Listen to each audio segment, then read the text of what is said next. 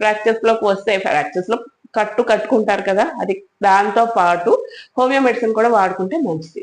ఏంటంటే సింఫైటమ్ 200 pills, next Rhus tox 200 pills, ఒకటి ఉదయం ఒకటి రాత్రి 8 మాత్రలు. తర్వాత కట్స్ అవుతాయి కదండి, ఏదైనా బ్లేడ్ కట్ అయినా చాక్ కట్ అయినా వీటిల్లో కూడా మనకి హోమియోలో బెస్ట్ ట్రీట్మెంట్ ఉంది.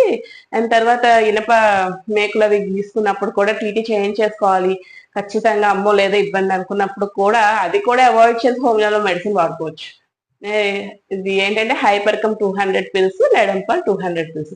ఇనప మేకు గుచ్చుకున్నట్టయితే లెడంపాల్ 200 పిల్స్ ఖచ్చితంగా ఒక 3 డేస్ మార్నింగ్ అండ్ ఈవినింగ్ వేసేస్తే మీకు క్లియర్ అయిపోతుంది. లేదు కట్ అయింది, లేదు ఇలాగా అన్ని ఈ రెండు కూడా ఉన్నాయి, ఇనప అది కూడా గీరుకుంది అనుకుంటే హైపర్కమ్ రోజు ఉదయం 8 మాత్రలు, లెడంపాల్ రోజు రాత్రి 8 మాత్రలు. ఇలా ఒక 3 or 4 డేస్ కంటిన్యూ చేసుకుంటే మీకు అదేమి ఇన్ఫెక్ట్ అవ్వదు.